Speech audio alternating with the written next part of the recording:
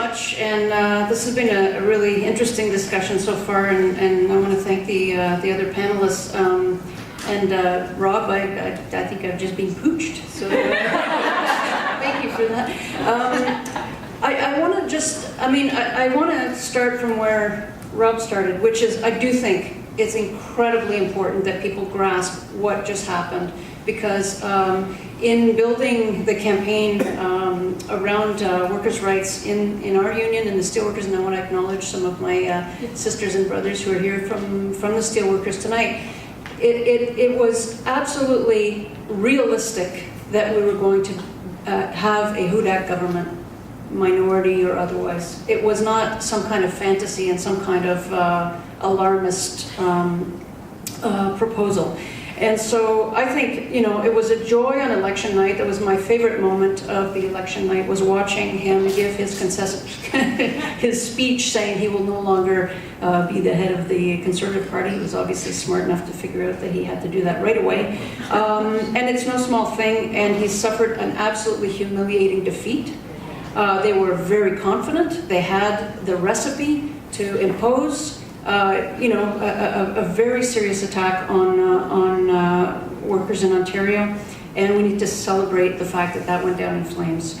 But we can't stay celebrating there very long, and I think that's mostly what I want to talk about. Unfortunately, we just can't stay there very long.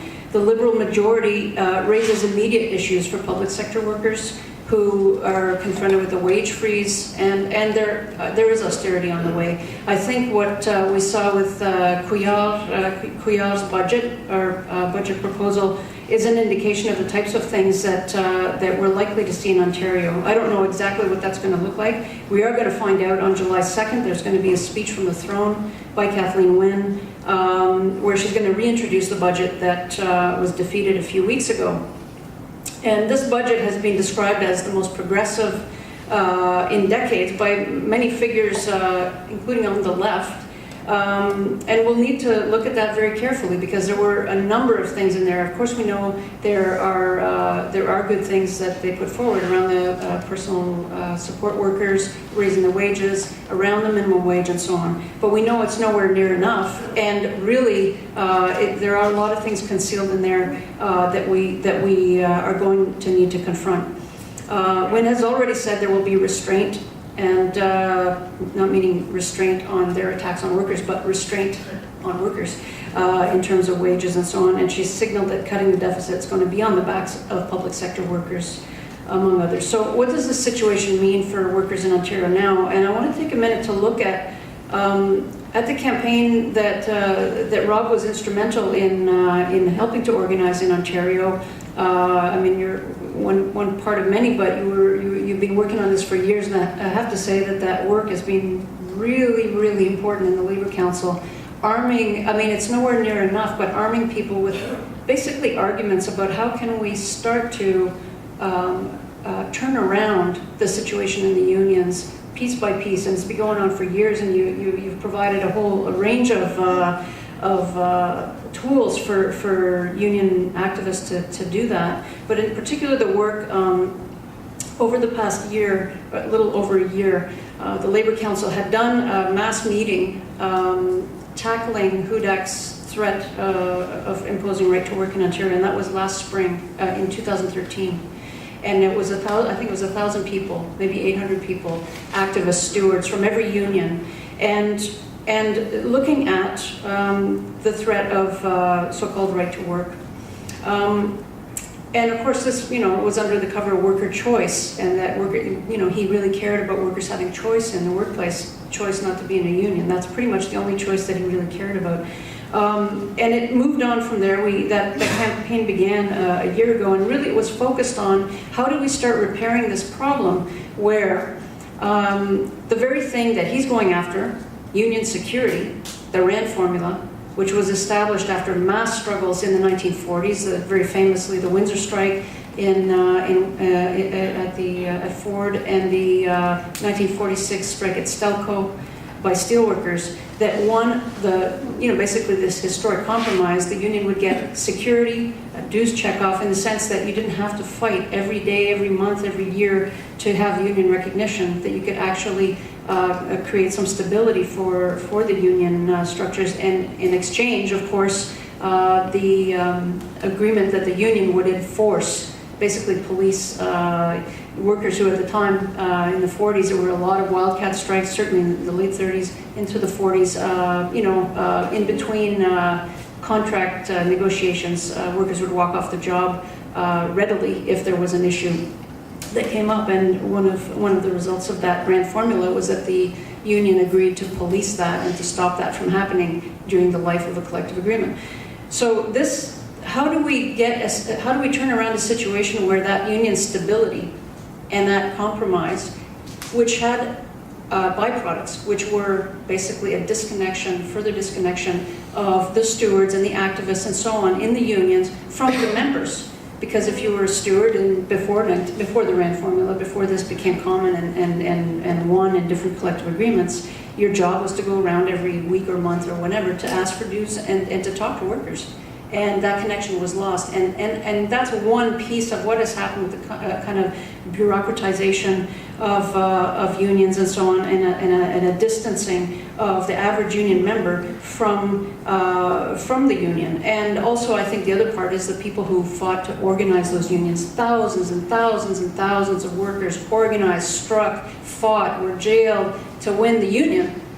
Today, I mean, a lot of younger workers would have come into a workplace, especially the larger public sector workplaces, or even at U of T, which just organized a couple of decades ago. We've got a couple of comrades who were very involved in that.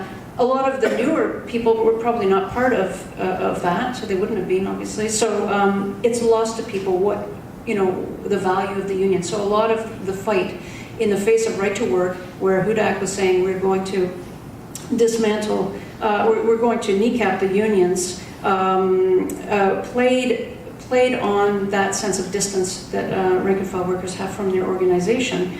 And I think that was a very, very important campaign. The past year has been a huge wake-up call for activists who might have felt complacent that what's happening in the United States would stay south of the border, the right to work jurisdictions in Michigan and in Indiana, and then Wisconsin has had its own version of this.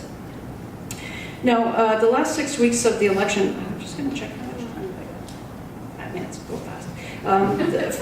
The last 6 weeks, for us in Ontario, it's been unclear what the outcome would be in the election, and people were obviously rightly concerned about this Tea Party takeover. And we have Ford at City Hall, we have Harper in Ottawa. It's really a nightmare scenario. And there was a lot of organizing that went on in response to that. I think what I want to comment on about this whole experience, this is my take on it, is that we had probably the biggest joint effort across union sectors that we've seen since the days of action against Mike Harris, where every union was involved. I know there's criticism of not enough and all that, but all unions were working together on the workers' rights campaign. We had a lot of different meetings within our unions, across unions, in the Labour Council, at the Ontario Federation of Labour, etc., where we talked about these issues. But there was a very big weakness we confronted. Here we are in our workplaces. In our union, we had a course called Workers' Rights in Your Union that ran almost every Saturday since last June. And through that course of that time, about 700 steelworkers in Toronto took that course. It was 20, 25 people each time taking this course. And the course goes through what is a union, why are you in a union, the difference between a unionized workplace, non-union workplace, where your dues go. And then one of the parts we talked about is why the union is involved in politics. Because you have to actually deal politically. There's a lot of things we've heard tonight about how politics is central to a lot of the things that we're fighting for. But when we talked about the laws around organizing, around anti-scabs and anti-scab labor, people would raise the question, well, then who do we vote for? And the rightward drift of the NDP has meant that activists were left with a very difficult situation. How do you make the case? And so we did, and our instructor, Mike Danbrook, is very good. He's a longtime NDP activist, and he made the case, and he talked about the NDP and its connection with the Labour movement, and that it's not like the other parties, that the Liberals and Tories are both parties of big business, and no matter how much we want to say that unions also give money to the Liberals, well, you know what? The big corporations give way more money to the Liberals than the unions ever have, and that is an important difference. But we were in a difficult situation where people were very skeptical because the NDP wouldn't come out for this to support the minimum wage. It wouldn't come out to picket lines of our members. We have a strike at Crown Can Company, been on strike for 10 months, and the only NDP MPP who has come out and paid any attention is Peter Tabbins, who came out 4 times to that picket line.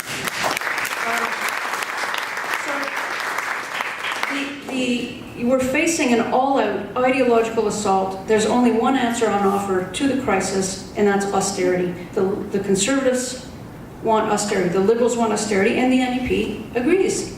That's basically what this campaign showed, and workers need a different answer to this. And the NDP's failure to articulate that alternative generated a situation where an 11-year-old corruption and scandal-ridden Liberal government was able to remake itself as a party of the left, essentially. That is the scandal. I mean, if Andrea Horvath wanted to talk about scandals, that is a scandal.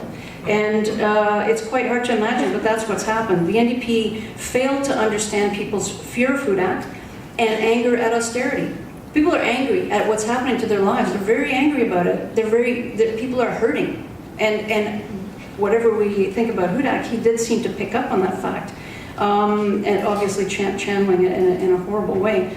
And so the NDP may have held on to 21 seats and slightly improved their overall vote, but all of the work that was done in the workers' rights campaign is mired in acrimony, a divided labor movement, like actually when Bob Rae was in power and we had the Pink Paper Union and that whole thing, and at the Days of Action when basically after the Toronto Day of Action, when some of the unions pulled the plug on further days of action. This is a divided labor movement. This is what confronts us now.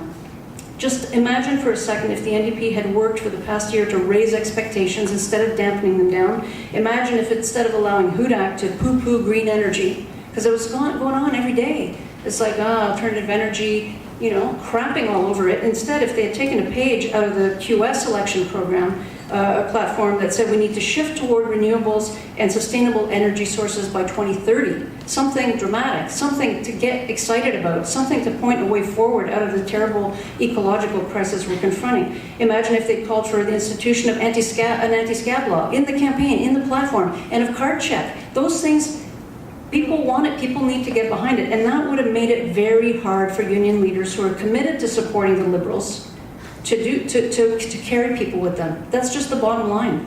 If they, the Hudak polarized way to the right. That is the most right-wing thing we've ever seen, that I've seen in my lifetime, and the NDP went along, moving to the right as well. So what do we do going forward? There's a real danger that movement that has produced, I think, really important results, and that we can't let go, that movement's going to go limp because people feel we dodged the bullet. It's not enough to stop at that. We dodged a bullet, but actually there is a real issue going forward on fighting austerity that the Liberals are going to try and impose, and many other versions of it, and fighting Harper and so on. And I think there is a danger that some of the union leaders who are going to conclude that the whole exercise of the workers' rights campaign was counterproductive to getting the NDP elected, and they'll pull back from it. I might be wrong on that, but I just have a weird feeling about it. So I think we need to be aware of that and try and figure out how can we keep that moving forward. And one of the things we cannot do is go back to business as usual. We've had a little bit of a chance to open that up, and tomorrow there's a talk on sort of what we've learned from the workers' rights campaign. A number of people are going to be speaking about the experience in their union. I think that's important to analyze that. Going forward, I just want to end on this, one thing. I'll just say this because I think it's been touched on, but we need to really take it seriously, is this. There are provincial issues that we've talked about, but there's also a really very unifying thing we can do. Everyone wants home delivery of their mail, that I know anyways. I don't know if a lot of people who don't know it, but I think this thing, you can put it either way in your door. You can put it this way, Or you could put it this way, as a little tip of the hat to our brothers and sisters in Quebec. But I think that, actually that would be really cool if everybody in Toronto started putting this up. So that's one thing that immediately that we need to do, and I think that that is a very unifying thing, that we can't let this festering thing about, oh, we got to blame the 34 who wrote the letter, they're to blame for the Liberal majority, or, you know what I mean, like, all of this acrimony is actually not going to produce any clarity. The struggle produces what we need, and we need more and more and more struggle. And the last thing I want to say is about the Crown strike. One of the things, today I was at a talk about the fight for the RAND formula and the fight, how people fought in, to develop industrial unions. And one of the things that just is driving me nuts is that the Crown workers have been on strike for almost a year. And they're solid. They voted down this terrible collective agreement a second time, 117 votes to 1 after 8 months on strike, through this winter that we had, outside on the picket line.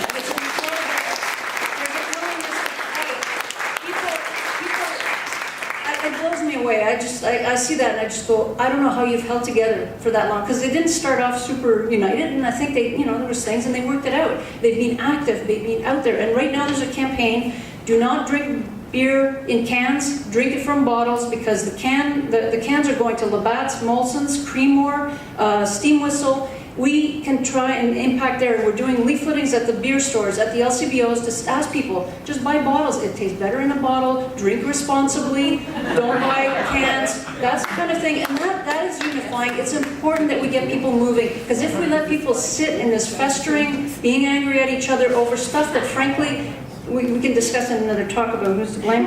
That's not going to help. And I like what the brother from Montreal, Marc-Edouard, said about a meeting with history. The federal election in 2015, what we do now is going to shape what's going to happen then, because there could be the exact same repeat, I said it earlier today, of what we just saw in Ontario around the question of where the NDP is going to go, and Mulcair, and putting a fighting alternative forward. We need that. We need that. And Harper and all the Hudak, all those people, the CAC, they all want this right to work stuff. They're going to keep coming at us.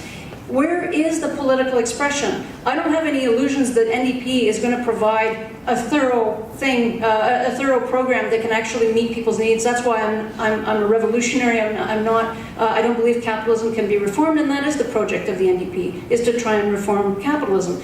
But that being said, when we move and when we organize, we can affect what the NDP does. We did it around the Iraq War, when there was a debate, is the NDP going to support a war on Iraq if there's a second resolution at the UN or not? And it was organizing by the movement that changed that. And Jack Layton came out and said, with or without a UN resolution, we oppose a war in Iraq, we are not in favor of sending troops, and that was a huge victory. It was a huge thing, and same on Afghanistan. In 2006, we mobilized, there were 18 locals and groups that sent motions to the NDP convention in Quebec City and said, no war on Afghanistan. They were saying, there were people in the leadership saying, out of Kandahar into Kabul. They wanted to keep the troops there. And we organized. And most of the people who did the organizing that I know weren't even members of the NDP, but we relate to the NDP. We care what positions it takes. So we can have that approach again, I think, around Canada Post.